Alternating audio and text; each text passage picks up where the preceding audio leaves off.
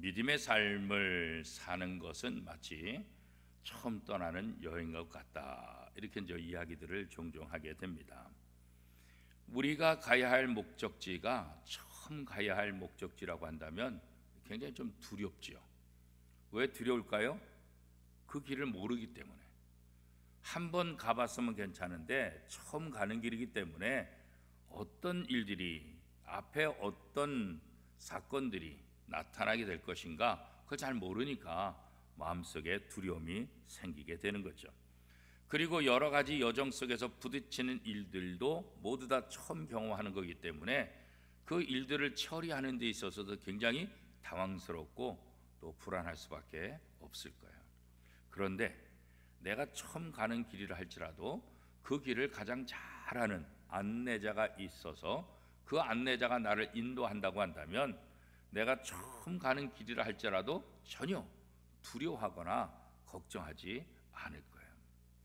여러분들도 혹시 해외여행 갈 때 여러분이 처음 가는 곳이라 할지라도 가이드가 있으면 어때요? 전혀 걱정 안 해요. 어디서 잘까? 어디서 먹을까? 어디로 갈까? 전혀 걱정 안 해요. 왜요?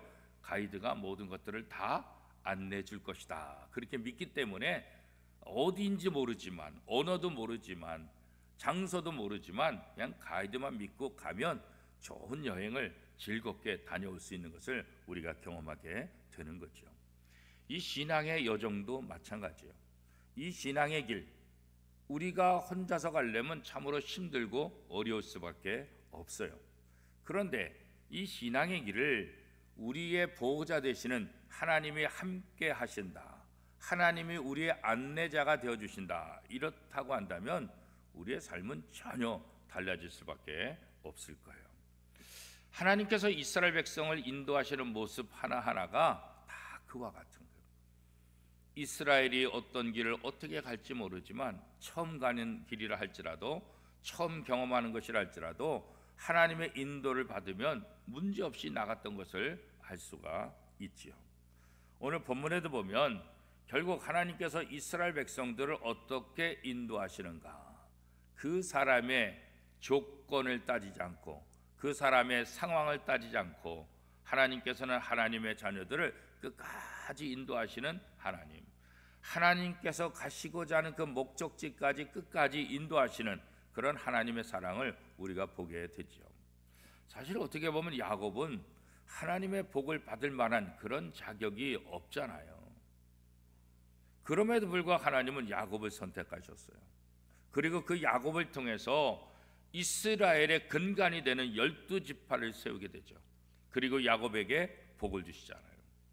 야곱이 복받을 짓을 전혀 하지 않았음에도 불구하고 야곱이 하나님의 복을 누릴 수 있었던 이유는 하나님께서 아브라함에게 약속하시고 또 그 아버지 이삭에게 약속하신 그 약속 때문에 그런 거예요. 그래서 야곱이 어떠하든지, 야곱이 과거에 어떠한 일을 했든지, 야곱의 상황이 어떠하든지 그게 신경 쓰지 않고 하나님은 야곱에게 복을 주시고 야곱을 끝까지 지키시는 모습을 우리는 창세기를 통해서 너무나 잘 알고 있잖아요. 이렇게 하나님의 복을 받을 만한 자격이 없는 야곱이 하나님의 안내를 받으며 하나님의 복을 누리는 모습을 보게 되면 이게 참 은혜라는 것을 생각하는 거예요. 그래서 하나님이 야곱을 이끄시는 모든 과정은 마치 오늘 우리를 이끄시는 과정들과 같다, 이렇게 생각할 수 있죠. 그래서 야곱의 여정을 보면 하나님께서 나 같은 죄인, 나같이 연약한 사람도 어떻게 인도하시는가, 이것을 우리가 다시 한번 깨달을 수 있는 거죠. 자, 목자가 양을 기르고 환난에서 건지듯이 좋은 안내자를 만나면 염려와 근심 다 사라지게 되고 기쁨과 평안과 평화가 넘쳐나게 되는 거죠. 야곱의 인생 여정, 야곱이 말한 대로 내 인생 130년 살았는데 어떻게 해요? 정말 험악한 세월을 살았습니다. 그렇게 이제 고백하잖아요. 정말 야곱은 자기의 입으로 고백한 것처럼 험악한 삶을 살았죠. 그래도 말년에 하나님의 도우심을 통해서 죽었는 줄 알았던 요셉도 만나게 되고 또 기근 속에서도 모든 위험 속에서도 요셉을 통해서 평안하게 노후를 마무리할 수 있었던 것, 이게 다 하나님의 은혜다, 이렇게 이제 보는 거죠. 특별히 오늘 본문 말씀에 보면 이제 죽었는 줄 알았던 요셉에게 두 아들이 있었고, 이 두 아들을 만나는 과정 속에서 야곱이 이 요셉의 두 아들에게 축복하는 장면이 오늘 본문에 나와 있습니다.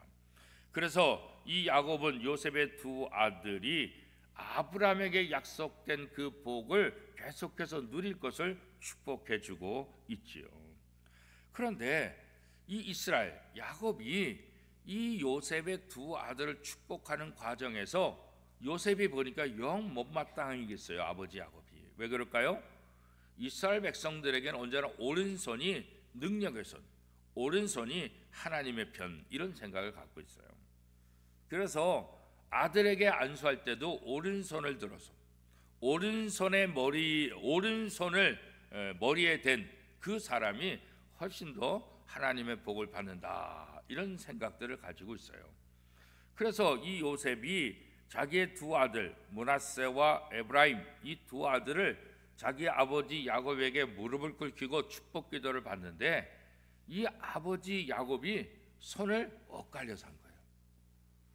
이렇게 해야 오른손에 큰아들 므낫세의 머리가 있고 또 둘째 아들 에브라임이 왼손으로 이렇게 축복 기도를 하는데, 이 순간적으로 이 아버지 야곱이 손을 이렇게 바꾼 거예요. 그래서 첫째 아들에게 왼손을 갖다 내고 둘째 아들에게 오른손을 갖다 대는 거예요. 그러니까 요셉이 이 모습을 보고, 아버지 이러지 마세요. 얘가 므낫세 첫째 아들입니다. 지금 손이 바뀌셨습니다. 그랬더니 아버지 야곱이 뭐라 그랬어요? 나도 안다, 그런 거예요. 그러니까 이 요셉의 입장에서 어떻게 보면 아버지가 연로해서 눈이 점점 이 쇠퇴해서 혹시 잘못 보셨나 보다, 그래서 손을 엇갈려서 했나 보다, 그렇게 요셉은 생각해서 아버지 얘가 큰아들이고 얘가 둘째 아들이에요. 그러니까 손이 바뀌었습니다, 이렇게 이제 얘기한 거죠. 그랬더니 아버지가 뭐라 그래요? 나도 안다. 그러니까 나도 안다. 나도 안다. 자, 이 과정을 보면 우리가 무엇을 생각할 수 있을까요? 이스라엘의 전통은 언제나 장자, 큰아들에게 하나님의 복을 빌어주는 것, 이게 전통이에요. 그러니까 이스라엘의 전통대로라면 누가 복을 더 많이 받아야 돼요? 첫째 아들 므낫세가 더 복을 많이 받아야 돼요. 그런데 야곱은 이게 바꿔놓은 거예요. 나도 안다. 이랬을 때는 어떤 의미가 있을까요? 여기에 하나님의 또 다른 계획이 있다는 것을 우리는 알게 됩니다. 나중에 이 야곱이 축복한 대로 형 므낫세보다 동생 에브라임이 훨씬 더 많은 복을 누리고 훨씬 더 잘 되는 것, 번성하는 것을 이후의 과정을 통해서 볼 수가 있어요. 자, 이것을 통해서 우리가 또 하나 생각할 수 있는 것은 뭐냐? 하나님은 조건이나 환경을 따지지 않으신다. 세상은 조건을 따져요. 세상은 서열을 따져요. 이스라엘의 전통은 큰아들이에요. 큰아들이 하나님의 복을 대대로 이어가는 것이라고 생각했어요. 그러나 야곱은 이것을 바꿔버리는 거예요. 이게 하나님의 은혜라는 거예요.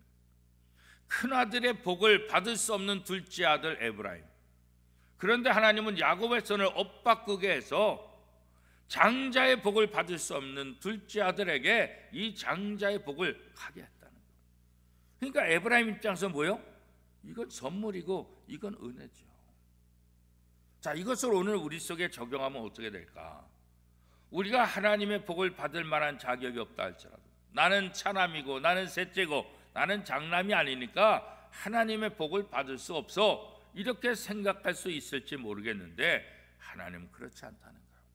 하나님은 어떤 서열도, 하나님은 어떤 조건도 상관없이 하나님의 방법대로 하나님의 복을 베풀어 주시는 하나님이시다.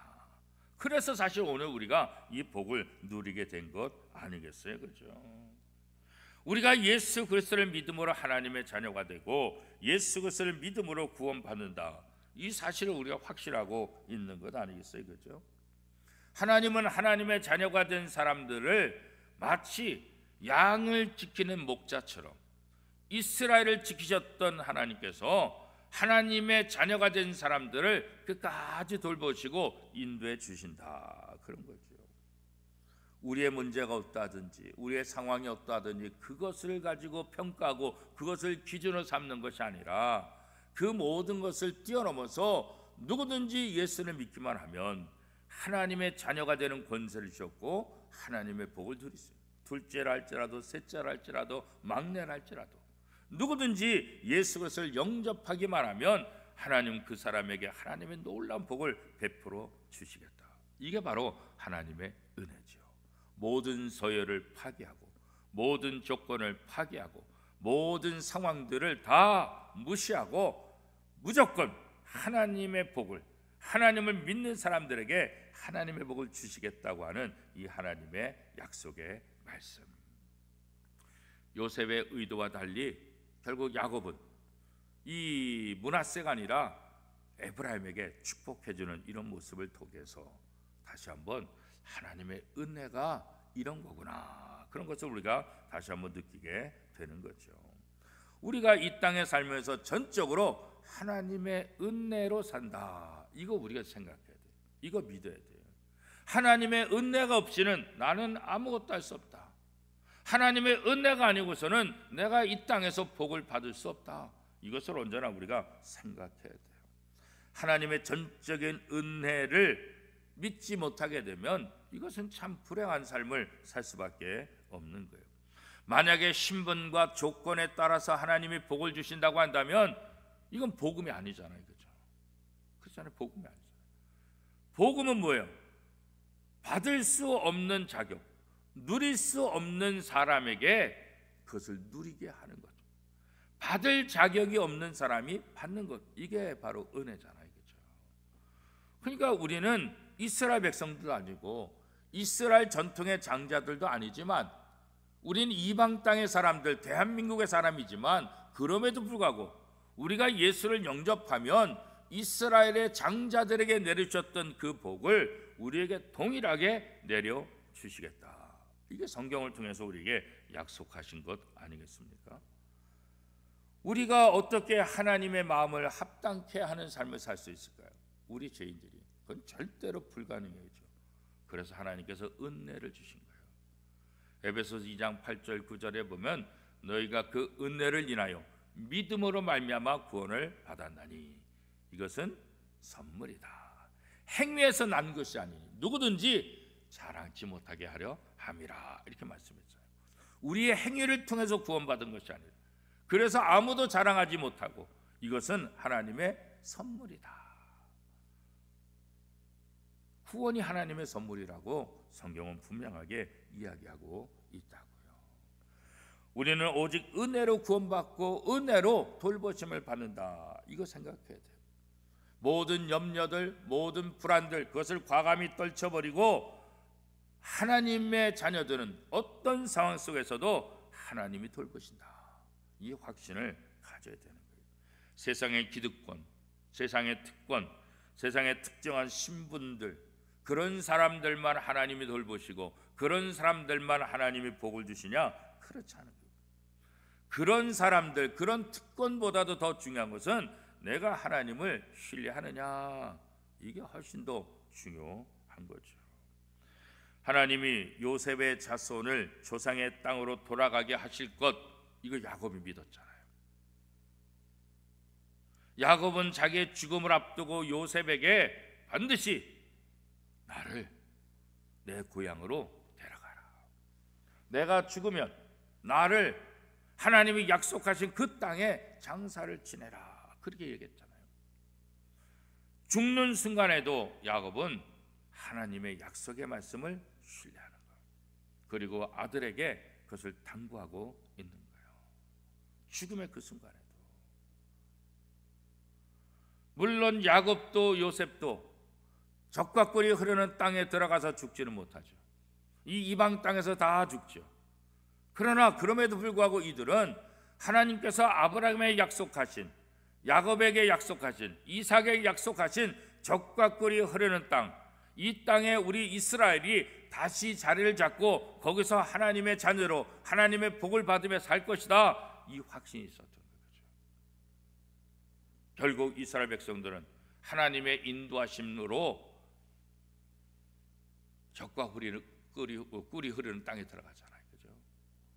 모세를 통해서 애굽을 나오게 하고 모세의 후계자 여호수아를 통해서 60만 명이나 되는 그 어마어마한 사람들을 하나님이 약속하신 젖과 꿀이 흐르는 땅에 정착하게 하고 여호수아는 12지파대로 땅을 분배해 주는 그런 모습을 우리는 여호수아를 통해서 보게 됐잖아요.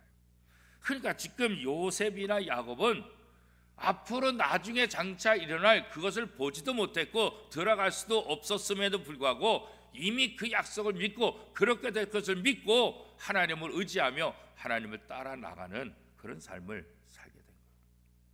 눈앞에 보이지 않는다 할지라도 내가 가지 못한다 할지라도 하나님은 하나님이 약속하신 그 목적지까지 반드시 이끌어 주신다. 물론 그 과정 속에서 여러 가지 힘든 과정이 많았죠. 이스라엘 백성들이 하나님을 원망하고 모세를 죽이려고 하고 차라리 애굽으로 돌아갔으면 좋겠다 이런 여러 가지 불평 불만들이 참 많았죠. 그럼에도 불구하고 하나님은 하나님의 약속을 이루시기 위해서 이스라엘 백성들을 또 훈련시키고 또 고난도 받게 하고 다양한 과정들을 통해서 결국은 이스라엘 백성들이 하나님께서 이끄시는 목적지까지 같이 이끌어가는 그런 모습을 우리는 성경을 통해서 보게 되지요. 약속하신 것은 반드시 이루시는 하나님, 그죠? 약속하신 그 목적지까지 반드시 이끌고 가시는 하나님, 그죠? 하나님 우리의 참된 목자가 되어 주신다 그런 거죠. 이스라엘과 요셉은 조상의 땅에 들어가 보지도 못하고 죽었잖아요, 그죠? 조상의 땅으로 돌아가는 것 쉽지 않았잖아요. 그런 상황 속에서도 그 땅에 이스라엘이 들어갈 것을 믿고 그 꿈을 꾸며 그 약속을 의지하며 나갔던 거예요. 오늘 우리도 마찬가지예요. 오늘 우리가 구원의 그 기쁨과 감격을 누리지 못하는 이유가 뭘까? 그건 다른 거 아니에요. 하나님의 약속의 말씀을 신뢰하지 않기 때문입니다. 신뢰하지 않으니까 이 땅에 살면서 불안하고 염려하고 근심하고, 그러나 하나님의 약속을 신뢰한다고 한다면 불안과 근심에서 벗어나고 그 약속을 믿고 담대하게 나가는 거예요. 마치 야곱처럼 요셉처럼 말이죠.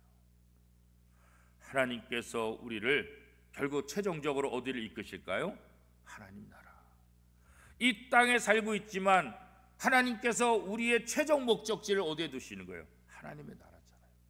그 하나님의 나라 갈 때까지 우리를 이끄시고 인도하시고 우리의 연약함을 아시기 때문에 하나님의 영 성령을 보내셔서 우리를 돌보게 하시고 우리가 때로 지치고 우리가 때로 넘어지고 우리가 우왕좌왕한다 할지라도 성령께서 우리를 다시 다독이셔서 우리를 일으키셔서 그 하나님의 나라 그 땅을 향해서 다시 또 일어서서 갈 수 있도록 도와주시는 거잖아요. 그래서 우리가 이 땅에 살면서 이 성령의 인도함을 받는다는 것은 굉장히 중요한 의미가 있는 거죠. 우리가 여행하면서 우리의 목적지, 그 목적지를 향해서 갈 때 한눈 팔면 안 되잖아요. 요즘 운전하다 보면 이 전화가 오고 또 다른 생각하다가 이 고속도로나 또 이게 표지판에서 이쪽으로 빠져야 되는데 그냥 직진하는 경우가 종종 생겨요. 왜 그럴까요? 목적지를 제대로 보지 못하니까. 다른 데 신경 쓰다가 방향을 잊어버려서 엉뚱한 데로 가게 되는 거죠. 그때마다 엄청나게 돌아요. 시간도 낭비하고 그래서 약속 시간도 늦을 때가 있고. 왜요? 내 목적지를 제대로 안 보니까 그런 일들이 발생하는 거예요. 우리도 하나님의 나라를 보고 가야 되는데 자꾸 세상을 바라보고 문제를 바라보고 다른 것을 바라보니까 이게 힘든 거예요. 어려움을 경험하는 거예요. 더 많은 시간을 투자하는 거예요. 더 고통을 경험하게 되는 거죠. 우리의 참 안내자, 우리의 목적지까지 우리를 인도하실 분은 하나님이시다. 여러분 이 확신이 있으십니까? 이게 있어야 되는 거죠. 그래서 오늘도 이 금요기도를 통해서 하나님이 나의 참된 안내자입니다. 하나님만이 나를 바른 길로 인도하시고 하나님만이 나를 바른 목적지로 인도하시는 분이십니다. 오늘도 이 고백을 통해서 우리가 어떤 상황 속에서 하나님만 바라보고 하나님을 의지하고 그 하나님이 나를 목적지까지 안전하게 인도해 주실 것이다. 이 믿음으로 날마다 승리하고 날마다 살아가는 저와 여러분의 삶이 될 수 있기를 축복합니다.